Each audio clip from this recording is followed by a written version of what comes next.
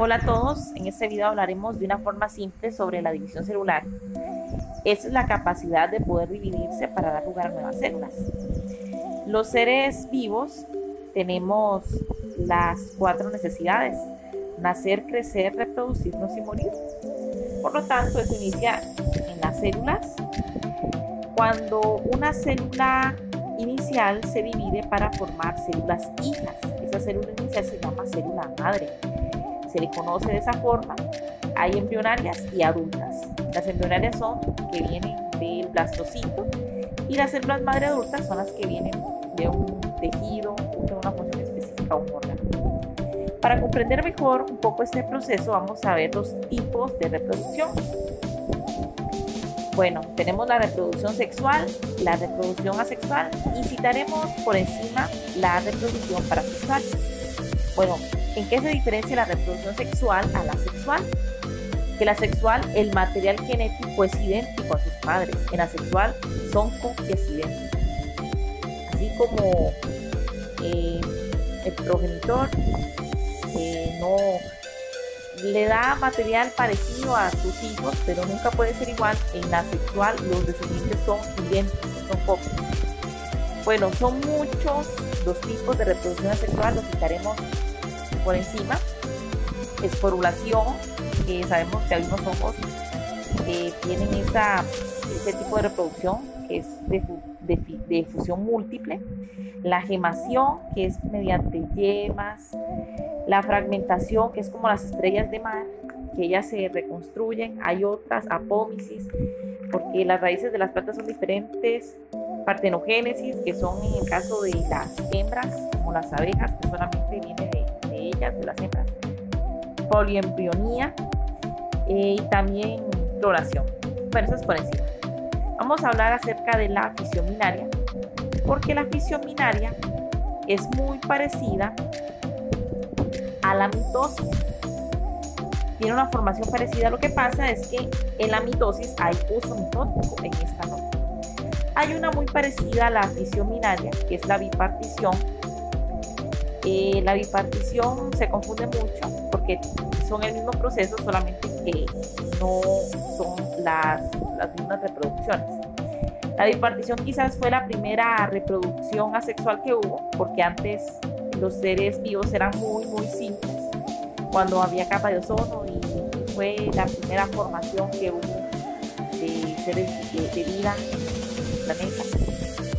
Entonces ya cuando los seres evolucionaron se volvieron más complejos con otros procesos de reproducción.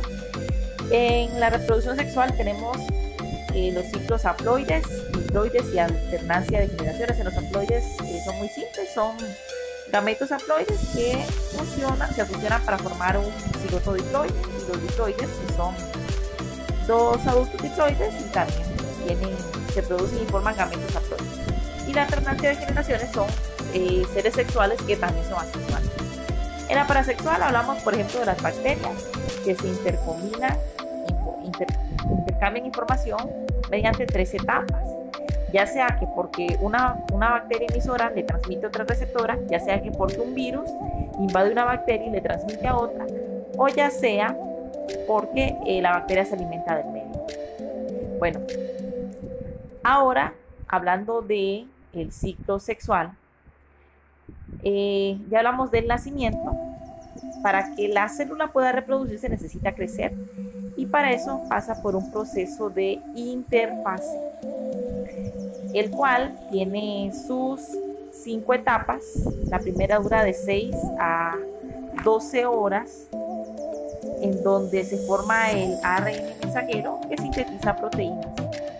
En la fase S, ese ADN realiza copias, dura de 6 a 8 horas. En la G2 ya la célula crece más y se prepara para la fase M. La G0 es una fase de especialización que ocurre en qué sé yo, células como los mitocitos, en las células de las neuronas, que no van directo a la fase M. La fase M finalmente es la división.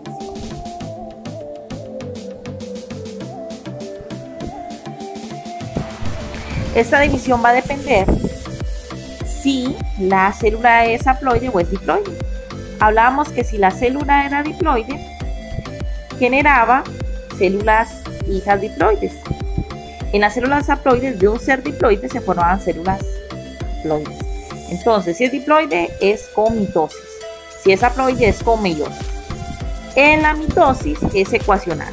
Entonces, empiezan una célula diploide, forman células hijas diploides. Por lo tanto, la mitosis es solamente en células somáticas, en la piel, el cabello. Bueno, la meiosis sí es en las células sexuales o gonádicas, en los óvulos, en los espermatozoides. Es heterotipa, la mitosis es homotipa porque terminan iguales. Ven que la meiosis termina diferente porque se producen células hijas haploides. Bueno, en esta ocurre, por ejemplo, en la primera fase, una división es cinesis. Entonces, comenzamos en el proceso de división. En la primera ocurre una cario, que es de núcleo, y cito, que es de citoplasma. Entonces, la primera es cariocinesis, la segunda es citocinesis en la meiosis. Las fases son meiosis 1, meiosis 2, en la mitosis, profase, metafase, en la fase terofase. Para entender mejor la profase, ella también tiene sus procesos, pero es la parte más importante porque en esos procesos está la paquianema, que se forma una tétrada que viene de 4, o sea, que se juntan los cromosomas, se dividen en cromátides hermanas. La cromatina es la unión de dos cromátides. Entonces, la cromátide, vimos que tiene un brazo largo, tiene un brazo corto. Entonces, la cromátide, cuando se fusiona, se da la variabilidad. Entonces, ya aquí en la profase, ya tenemos, ya pasó la variabilidad, ya el ADN se mezcló. Entonces, en la profase tenemos que el centríolo se va a los polos. Ya hubo condensación de cromatina. Entonces hay una prometafase donde se desintegra la carioteca, ¿verdad? Venía del núcleo, entonces el nucleolo se desintegra y los centriolos van a los polos. Ahí no se le dibuja el uso mitótico en la prometafase. En la metafase ya las membranas se rompen, los cromosomas se condensan y ya se hace una plana ecuatorial, o sea, va a la mitad. La anafase voy a explicar algo. Les explicaba que la cromátide no es que se divide de arriba hacia abajo, no. La cromátide es una de un lado, otra del otro. Por lo tanto, un lado va a agarrar una cromátide, no es que va a agarrar la parte de arriba del cromosoma, no. Una cromátide la va a jalar a un lado y entonces otro uso mitótico va a agarrar otra cromátide jalándola hacia los polos. La telofase es lo contrario de la profase. Entonces, como en la profase se desintegraba la carioteca, en esa se reintegra el nucleolo. Los cromosomas se descondensan formando células hijas. Pero vamos a explicar algo. Cuando se dividen, en el caso del animal, ocurre una fuerza centrípeta, que es de afuera hacia adentro. Pero en el caso de la vegetal es centrífuga, de adentro hacia afuera. El aparato de Golgi colabora en ese proceso porque la célula vegetal no tiene centriolo, sino casquetes polares.